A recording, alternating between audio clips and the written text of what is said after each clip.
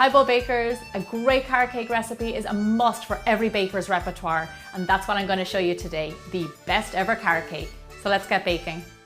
A great carrot cake recipe is not something you create yourself. It is something that has been shared with you or handed down to you. Mine is from the amazing Avoca Handweavers Cafe in County Wicklow in Ireland, and it is hands down the best recipe I've ever tried.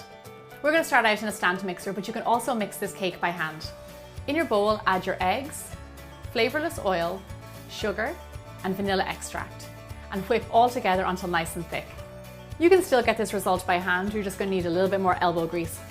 Okay, great. After a few minutes of whisking, you end up with this lovely thick batter, and this is exactly what we want to give lovely texture to our carrot cake. Now in a separate bowl, mix together your flour, cinnamon, and baking powder.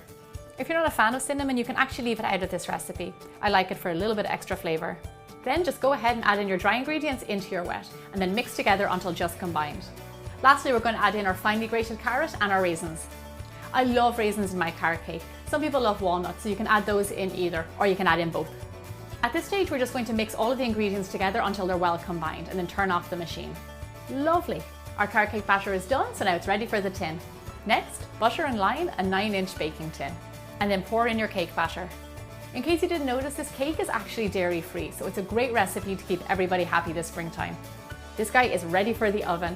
We're going to bake him off at 340 degrees until golden brown all over and nice and firm in the middle. While our cakes are baking, we're going to go ahead and get started on our cream cheese frosting. Now, I've made this cream cheese frosting before in a video for red velvet cake. It is really good and it pairs really well with carrot cake and with red velvet. I'm going to show you again how to make it because it's really easy, and I do know that some of you have a little bit of difficulty when making frostings. In a stand mixer or a hand mixer, we're going to beat our room temperature cream cheese to make sure we get out any lumps. Okay, great, this is lovely and smooth. Now to this mix, we're going to add in our vanilla extract, our room temperature butter, and our icing sugar. And we're going to mix them all together until they're nice and soft. To make a really good frosting, it's important that you use room temperature butter and room temperature cream cheese because they just whip up so much better and they yield a really good frosting at the end. Our frosting looks lovely, it's gotten bigger in size, which is exactly what we want, and it's nice and smooth. I'm going to put this in the fridge and we're going to go check on our carrot cake. Our carrot cake is done and it looks perfect. Mine takes around an hour and 10 to an hour and 20 minutes, just all depending, but what you get is this lovely golden brown on top. We're going to set this guy aside and let it go cold before we decorate it. Now this is my favourite part of making a cake, and that is the decorating. And we're going to start out by cutting some layers into our cake. When you're cutting layers into your cake, get down nice and low so you can make sure they're level. Gorgeous, look at that lovely moist cake. I cut my layers freeform, I'm not too worried about them being perfect. And at the end of the day, you know what? It's a homemade cake and everybody will love it regardless. Once you have your layers cut, we're going to put a generous amount of our cream cheese frosting in between all of them. Spread your frosting all the way to the edge, and in a little bit you'll see why. Gently lay the next layer on top and then keep on building. I'm using a cake turntable, which makes my life so much easier.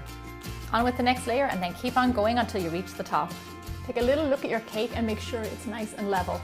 Now I know you're thinking this cake doesn't look so great now, but we're actually going to decorate it like a naked cake, which I've done before in a previous video for a wedding cake. It's a super easy style and anybody can do, and I'm going to show you how. All you do is take your spatula and run it along the outside of the cake, smearing all of the extra icing coming out of the layers and creating this beautiful rustic effect. It's like icing a cake but way less work. To decorate the top of my cake, I generously spread on cream cheese frosting all the way around. And just like with the layers, you can just spread it on any way you like. To me, the more rustic it looks, the better. Now for another big and bold decorating tip. Pipe on squiggly lines of orange cream cheese frosting to make carrots. And then add on some green frosting to look like their tops. You can pipe them on just like the face of a clock, so you have 1 carrot per slice. I'm going to eat 2 carrots because I always eat my vegetables. This cake is incredibly moist and the flavour gets even better the longer it sits. But I think you'll find this cake won't sit for very long. The best part of my day is receiving your big and bold creations on my social media. So if you remake this carrot cake, then please don't forget to share a photo with me. I really hope you enjoyed this big and bold carrot cake, and thank you for subscribing to my channel. I'll see you back here again next Thursday for more bigger, bolder baking.